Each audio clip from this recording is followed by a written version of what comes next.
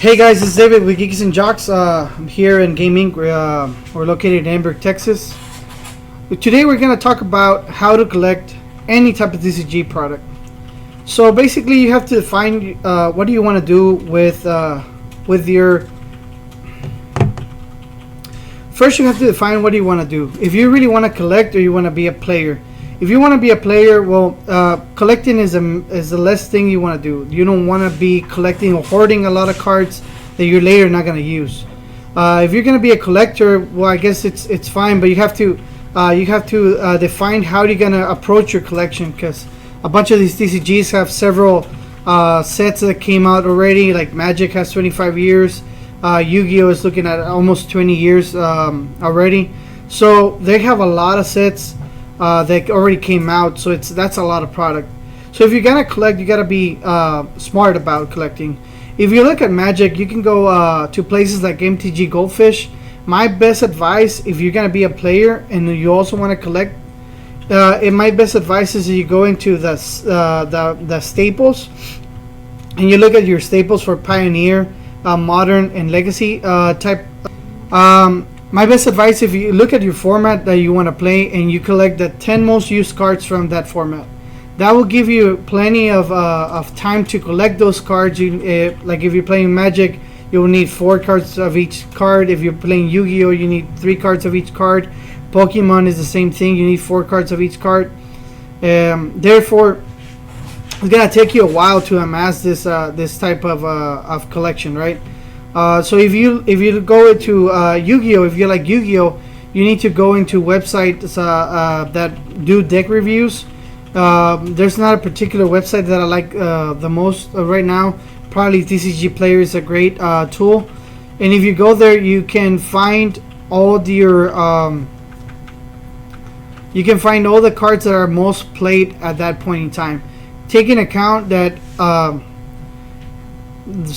set rotations and time and new sets that come out are gonna change those 10 most used cards, but they're called staples for a reason, right?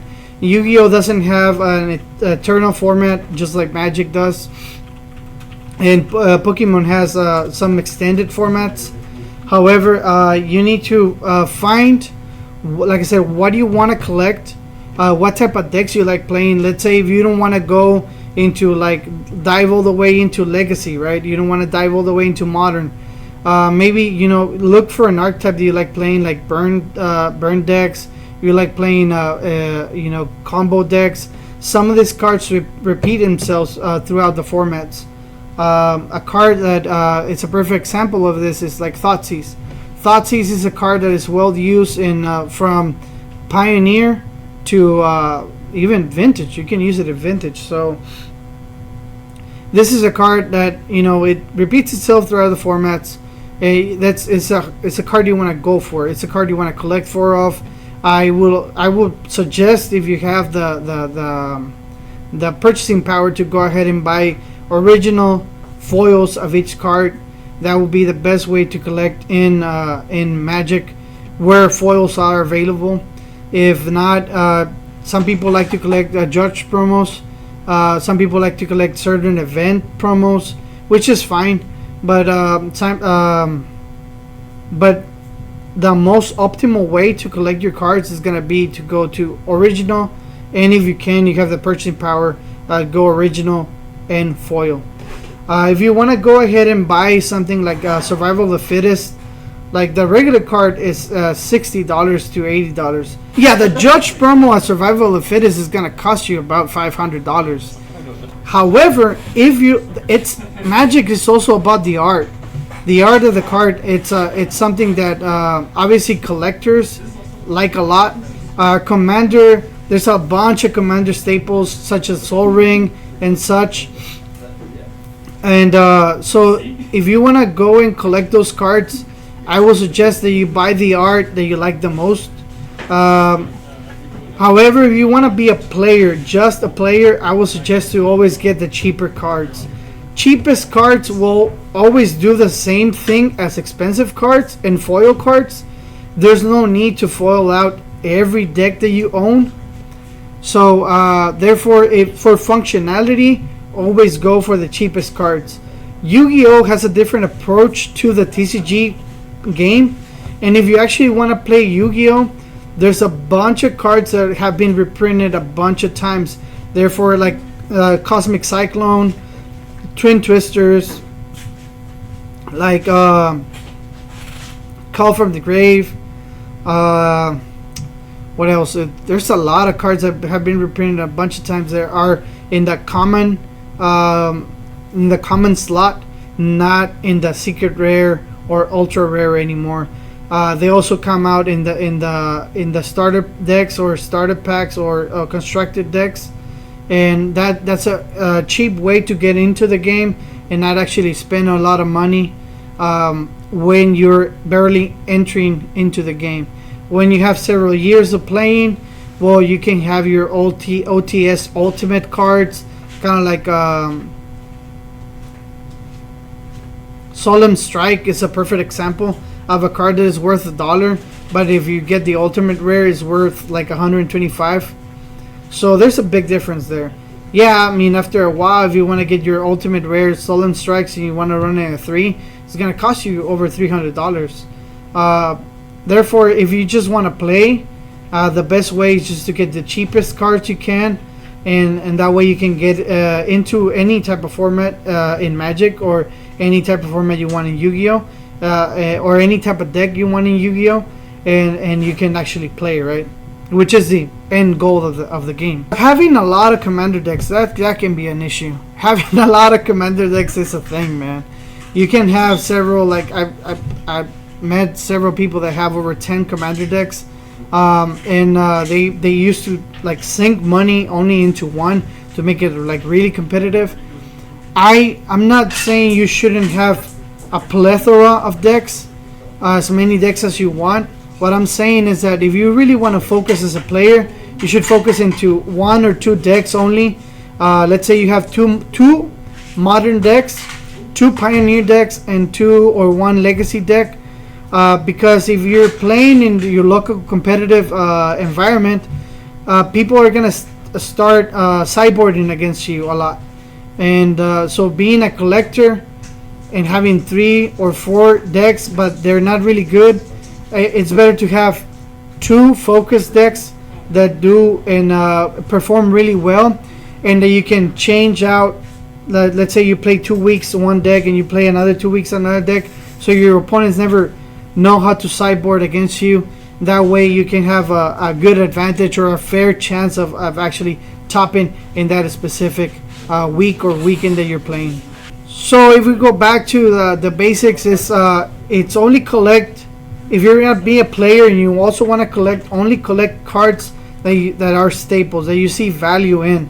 Try not to, you can, but try not to speculate on cards if you don't have your staples. Let's say all your fetch lands. That's gonna take you a while if you're in a budget to get all your fetch lands, all your dual lands as shock lands, right? All your shock lands. If you don't have all of those, don't be speculating on cards. I wouldn't recommend it. I would recommend just to go ahead and get the cards that you need. And the next advice I'm gonna give you is don't be opening boosters like a lot.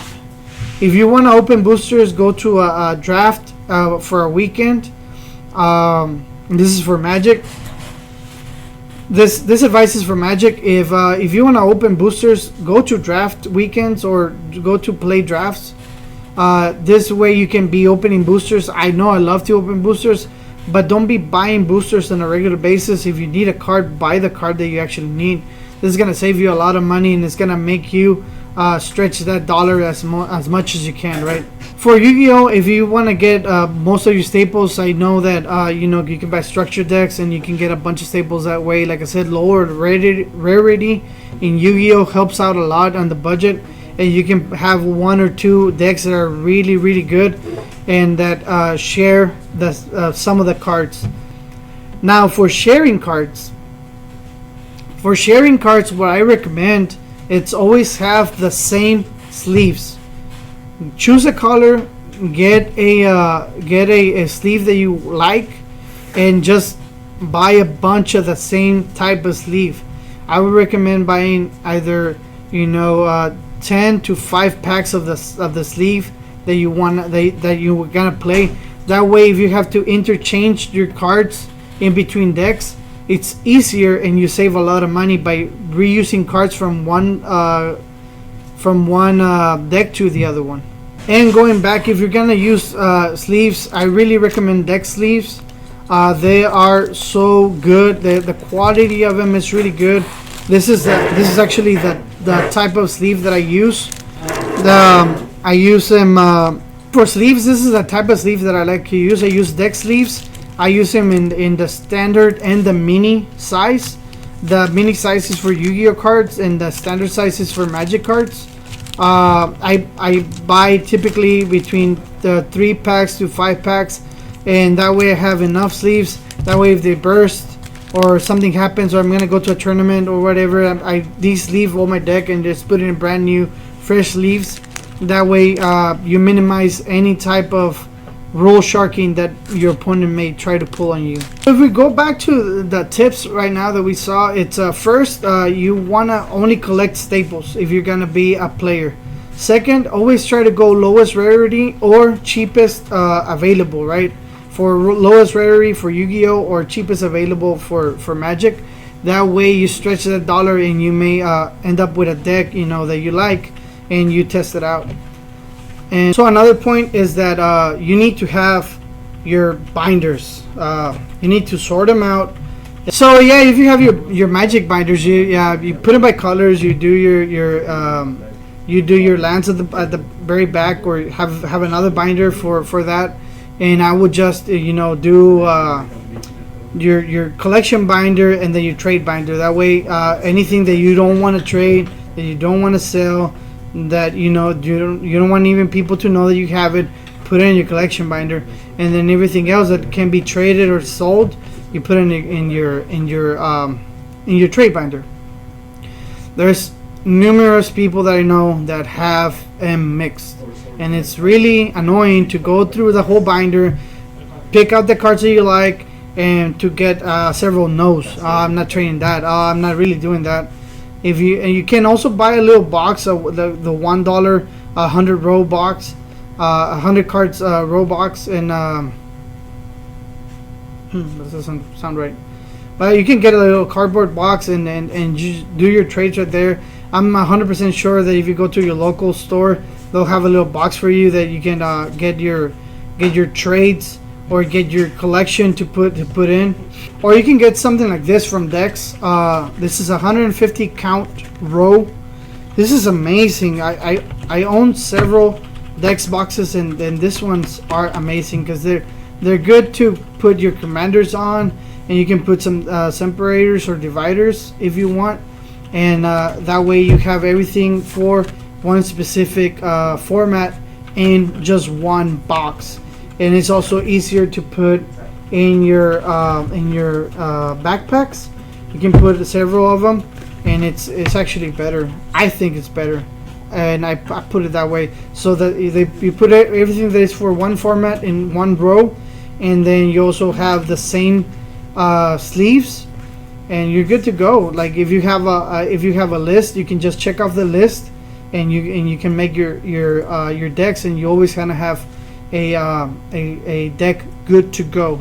And just as a piece of advice, always check your decks before you play. Sounds dumb, but if you share cards in between your decks, you always need to check your deck before you are ready to go to a competitive scene, your Friday Night Magic or whatever. Always check your deck before you play. Make sure that you have your 60 cards and your sideboard. For Yu-Gi-Oh, the same thing. Make sure you have your extra deck, your sideboard. Make sure you have make sure that your sideboard, it's actually different color, and your extra deck is a different color than your main board, because stuff happens and you get it mixed. And last but not least, proxy your cards. If you are not certain that you want to play a deck, proxy it out. Proxy it all out. and try to get a friend to play against, and or try to get several friends that have different type of decks. That way, you can test out your deck, and after 3 or 4 days that you tested it out and you're playing with it, you rack a couple hours playing your deck, and you actually like it. That's when you need to move to start purchasing the cards that you're gonna play with it. This could save you a lot of money when you buy a lot of cards and you actually don't get to play them because you didn't really like the deck. Thank you for tuning in. That's it for today. I'll see you in the next video.